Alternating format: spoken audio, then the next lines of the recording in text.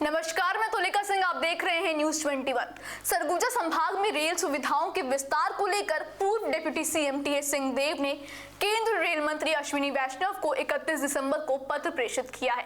छत्तीसगढ़ शासन के उत्तर में स्थित आदिवासी आबादी बहुल सरगुजा संभाग छत्तीसगढ़ राज्य बनने के 25वें वर्ष में भी रेलवे सुविधा में बेहद पिछड़ा हुआ है। पूर्व उप मुख्यमंत्री का पत्र इस क्षेत्र में नई रेल लाइन बिछाने के साथ ही रेलवे के आधारभूत सुविधाओं की स्थापना एवं नई ट्रेनों के प्रारंभ किए जाने को लेकर है। पूर्व डिप्टी सीएम निरंतर हवाई सेवा और ट्रेन सेवा के विस्तार के लिए सक्रिय रहे हैं। अंबिकापुर में हवाई सेवा के लिए पूर्व उड्डयन मंत्री ज्योतिरादित्य सिंधिया से मुलाकात एवं प्रत्याचार प्रत्यक्ष है, जिसके फलस्वरूप अंबिकापुर हवाई यात्री उड़ान के नक्शे पर उभरा है।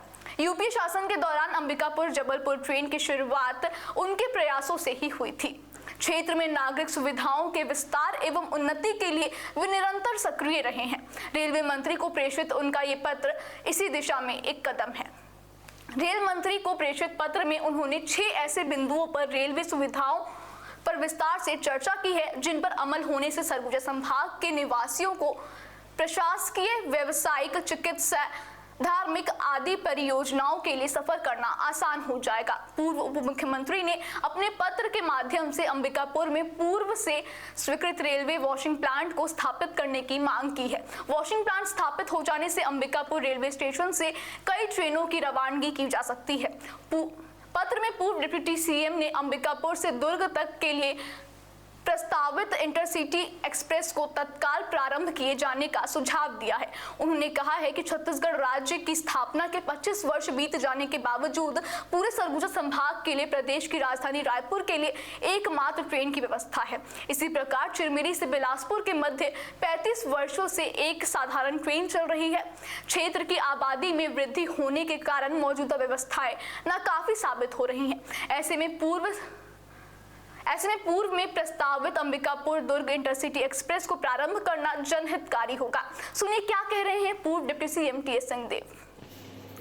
आपके द्वारा रेल मंत्रालय को पत्र लिखा गया था। ये समय समय पर मैं प्रयास करता रहा हूँ कि अपनी ओर से कुछ साथी जो रेल विभाग की गतिविधियों से जुड़े हुए हैं, खास करके अनूपपुर के साथी हैं, तो उन लोग काफ़ी साथ देते हैं। उन लोग हमेशा सक्रिय रहते हैं और उनके सहयोग से समय समय पर पत्राचार होता रहा है। कुछ उपलब्धियां भी मिली हैं और अभी हाल में ये सुनने में आया कि इंटरसिटी चालू करने का भी फैसला रेल मंत्रालय ने किया है, तो स्वागत है। उसका उपयोग नागरिक करें, वरना होता क्या है कि वो बंद हो जाती है। फिर अगर पैसेंजर नहीं मिलते हैं तो घाटे में विभाग नहीं चलाता। तो एक ट्रेन है जिसकी कई लोगों ने मांग की थी, खास करके बच्चियाँ, स्टूडेंट्स जो जाते हैं, तो दिने दिन अगर सफ़र हो, ऐसा बहुत लोग कहा करते थे। जब ट्रेन चालू हुई थी तो शायद निश्चित नहीं था, तो लोगों ने उतनी टिकट नहीं कटाई और अंततः वो ट्रेन बंद हो गई। ये भी ट्रेन जो चालू हो रही है, इसको मानना चाहिए कि एक प्रयोग बतौर है, एक प्रयास है। विभाग ने बात को सुना है। नागरिक अगर उसका उपयोग नहीं करेंगे, उपभोक्ता अगर उसका उपयोग नहीं करेंगे, तो वो ट्रेन फिर चलेगी नहीं चलेगी निश्चित नहीं। नहीं, आपके द्वारा वो लंबा विस्तार करने के लिए भी कहा गया है। विस्तार, हाँ, लाइन जोड़ने के लिए। इसमें यहाँ से देखिए कि लोग कहाँ जाना चाहते हैं, नागपुर जाना चाहते हैं। लोग कहाँ जाना चाहते हैं, सुविधाजनक रूप से रायपुर जाना चाहते हैं। यहाँ से पहले एक लिंक था, जबलपुर से भोपाल का लिंक था। यहाँ से दिल्ली का लिंक लोग चाहते हैं, यहाँ से इलाहाबाद तरफ लोग चाहते हैं। फिर जो बहुत दिनों से मनमोहन सिंह जी के समय सर्वे के लिए मंजूर हुआ था, ये रेणुकूट से और आपका विशाखापट्टनम तक ये रेल मार्ग प्रारंभ हो जाने से बनारस से विशाखापट्टनम का सबसे सीधा रास्ता, आप स्केल पट्टी अगर नक्शे पे रखिएगा, ये सरगुजा को होते हुए जाता है। ये उत्तर से दक्षिण का हो गया।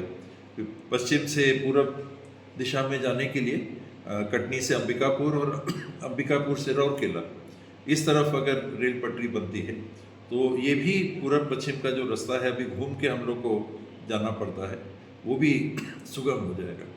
साथ बरवाडी के लिए जो अंग्रेजों के समय सर्वे हुआ था कि मुंबई से कलकत्ता के बीच की सबसे कम दूरी वाया सरगुजा बरवाडी की है। अभी जो लाइन बन गई वो मुंबई से नागपुर, नागपुर से रायपुर, रायपुर से बिलासपुर, बिलासपुर से रायगढ़ और रायगढ़ से फिर कलकत्ता के तरफ ट्रेन बढ़ती है। और नक्शे में जो पुराना सर्वे हुआ है कहते हैं 300-400 किलोमीटर कम पड़ेगा। तो मुंबई से कलकत्ता के बीच का सबसे छोटा मार्ग दूरी का ये वाया बरवाडी वाला है। तो इसके लिए भी बहुत समय से पहल हो रही है, सरकारें कोई भी रही। क्या लगता है आपको बनेगा, इसमें? निश्चित रूप से बनेगा। सब समय की बात है।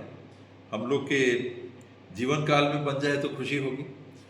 समय बहुत निकल गया, बहुत देरी हो गई। बीच में एक नीति चल रही थी कि आर्थिक रूप से लाभकारी अगर रूट नहीं है तो उसमें रेल विभाग नहीं चला रहा था, क्योंकि घाटे में चलेगा। तो ये बात आती है कि सरकार का उपक्रम घाटे में चल रहा है।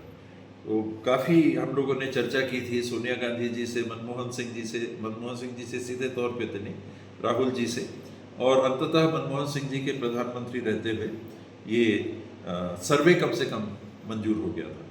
तो अब सर्वे के बाद के क्रम चलेंगे, सर्वे के टेंडर, और टेंडर के बाद में सर्वे होने के बाद रेल मार्ग में काम, और ये ट्रेन जल्दी चल सके। पश्चिम पूरब को जोड़ने वाला भी मार्ग जो है, अभी हम लोग सुन रहे हैं कि रायगढ़ होते हुए, जशपुर होते हुए एक लाइन आगे बढ़ाई जा रही है झारखंड बिहार तरफ के लिए। यहाँ से भी अभी हमको अनूपपुर होके घूम के ऐसे आना पड़ता है, नीचे जाते हैं फिर ऊपर आते हैं, यहाँ से सीधे पार हो जाएंगे। ये भी दिल्ली से या इस तरफ से अनूपपुर से, और उड़ीसा या कलकत्ता के तरफ, बंगाल के तरफ जो भी ट्रेनें जाती हैं, ये सबसे छोटा रास्ता पड़ेगा।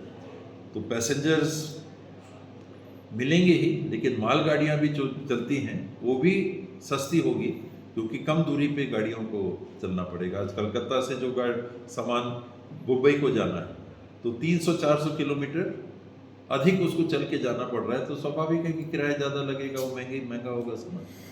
व्यापार को भी प्रभावित करता है, अर्थव्यवस्था को भी प्रभावित करता है, और पैसेंजर ट्रेनें चलेंगी तो सुविधा नागरिकों को भी मिलेगी, और क्षेत्र के खुलने का रास्ता होता है। आर्थिक रूप से गतिविधियां बढ़ें, उसके भी रास्ते फिर खुलते हैं। बाकी अपडेट के लिए जुड़े रहिए न्यूज़ 21 के साथ। धन्यवाद।